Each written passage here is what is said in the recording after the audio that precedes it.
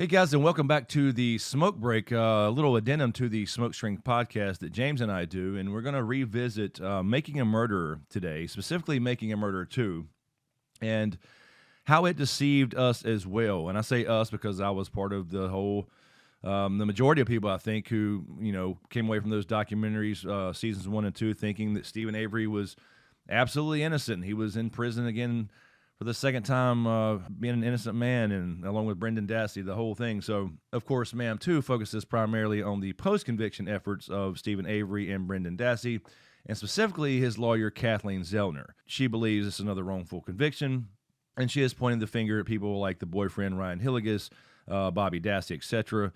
And those, I think Bobby is probably the main suspect in the so-called truther movement. And the main thing is that, if we were deceived by Making a Murderer Season 1 and thought that he was innocent after watching that whole series, then, of course, Season 2 just put the nail in the coffin because, after all, it's Kathleen Zellner, a very well-known, well-respected attorney who's done some great things.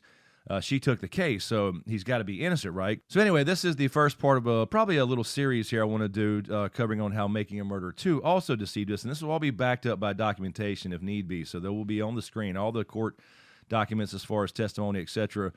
They will be on screen as well for you to see to back up what we're claiming here. And I want a big shout out to the YouTube channel Lou Zun on Making a Murderer. This is where I found this a long time ago when we started researching this. Back in the day after we had watched some of this, and then when Convicting a Murderer came out, we kind of got back into it and realized, okay, yeah, there's some things that were a little deceiving in that show, to say the least, which we covered in many podcasts we did very recently, so I'll link those as well in the description. But the reason I wanted to do this, because I don't think it got enough attention, honestly. It was a great series, but there's no audio as far as anybody talking, so you have to read everything on the screen. So I wanted to redo it and try to bring it some more attention, because I believe it deserved it. It's a really good series, so all credit to... again, Lou Zun on Making a Murderer.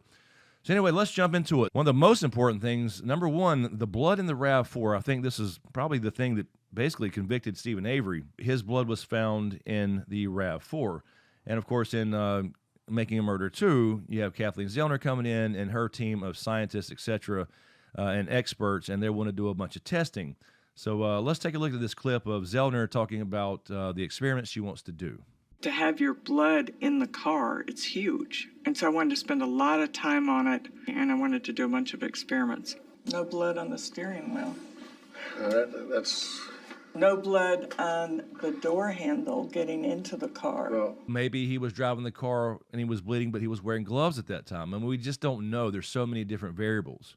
how can it be said, like I think I read it in some testimony, that that would be consistent with an active source of bleeding, that little stain? And yet there's no blood on the steering wheel and no blood on the exterior door handle. It doesn't make any sense that it's an active source of bleeding. So you see this clip with Zellner and James Stewart, and this is misleading at best, if not just outright false, because this is based on the opinion that someone was actually bleeding while driving the car. This is a very, very important distinction here. It only applies to someone driving the car. Nobody knows how many times he was in that car. It could have been multiple times. It could have been separate occasions on the same night, whatever it may be. But this is all implies that he was driving the car while bleeding, and nobody ever even claimed that. I mean, he simply may have not been bleeding while he moved the car. And as a matter of fact, he claimed to be bleeding on November 3rd, but the car was likely hidden on October 31st when the body was disposed of, because he did temporarily put her in the back as he was going to drive her to the pond at first, according to the prosecution. So this is saying that essentially the prosecution thinks and said that the Stephen Avery, was bleeding from his middle finger, that first knuckle. He had a pretty big gash there that kept reopening, and he cranked the car up to move it or whatever, and he got the blood stain right there, the big famous one right there next to the ignition, which couldn't have been done, as Kathleen Zellner showed in Making a Murderer 2. But that implies that he was bleeding while driving the car, and nobody's ever actually said that. But again, as we saw in Convicting a Murderer, the actual theory is that he reached in from the passenger side to reach in and grab that key, which left that nice little trail of blood, the droplets we saw on the passenger side and also on the console, all the way to that little spot on the near the ignition, the kind of a smear that they claimed, that the prosecution claimed, which they did not, that he actually turned or made while turning the key. And again, nobody ever said that. Now, again, Stephen Avery admits himself that he was bleeding on November the 3rd. He remembers busting that cut open. And, of course, this was 3 days after Teresa went missing. So he likely just hid the car the night of or the next day or whatever before he was ever bleeding in the first place, and then went back to retrieve the key or whatever, and that's when he left the blood in the car. That was the actual prosecution theory as to what actually went on that night, because if you saw the pictures in Making a Murderer, you only saw like a few pictures of the RAV4 with the branches on it, the hood or whatever, but when you watched Convicting a Murder, you saw more photos and how it was parked up literally a half a foot or something, or a foot away from another vehicle where you could not get in and out of that car. So he had to get in and out from the passenger side, and that was the prosecution's actual theory, as opposed to what we were told in Making a Murder and Making a Murderer 2.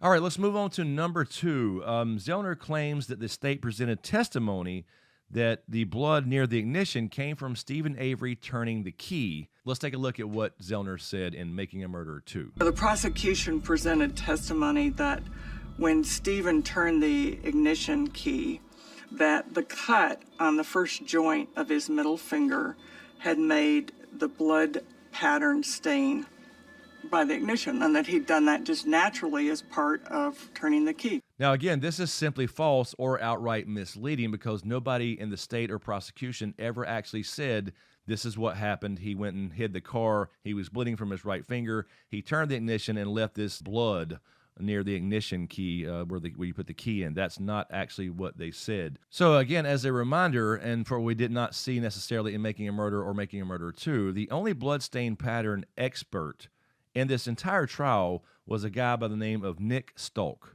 Now, Nick, in his own testimony that you'll see on the screen here, never actually stated that Stephen Avery made that stain while turning the key in the RAV4. He only stated that it looked like it came from active bleeding, but gave no opinion on when and where and how that got there, that particular blood stain. So take a look at his testimony. It's right there in the court documents. So where does Kathleen Zellner get this from then? The only other explanation is that she took the testimony from forensic scientist John Ertl, who is not a bloodstain spatter or pattern expert. And in his testimony, he simply stated that it wouldn't be unusual to find blood on a key or near the ignition from somebody bleeding while turning a key with their right hand. Okay, so seeing that, it's very, very important to remember that before this testimony, he clearly stated, and I quote, "I am not a bloodstain pattern expert, and I don't interpret it." He had just had some training. So the point being here is the jury already knew before he got to the testimony about any kind of blood stains that he was not an expert, and he could have been wrong about how the blood got there. And the important thing about this whole point is the state actually never argued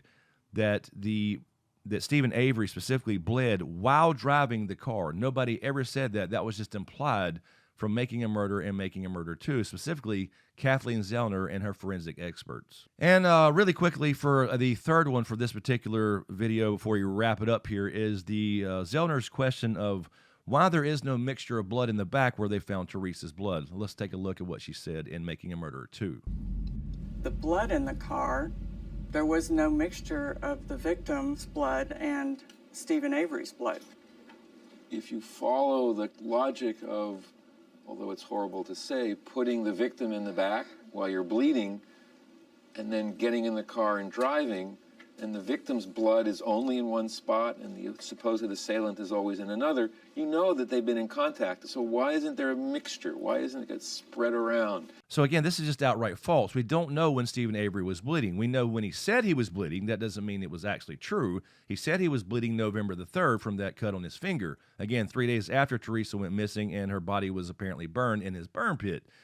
Now, again, if he wasn't bleeding that night on October 31st when he moved the body into the back for a while when he was thinking about driving her body to the pond, then why would there be a mixture of any blood in the back where her blood was found? It doesn't make any sense. I mean, the simple fact is, if he wasn't bleeding on that particular night, there would be no mixture of blood. So why is this some kind of big question they're making it out to be in Making a Murderer 2? Anyway, let's try to keep an open and honest conversation about it in the comments. Let me know what you think. Thanks for watching, and we'll see you next time.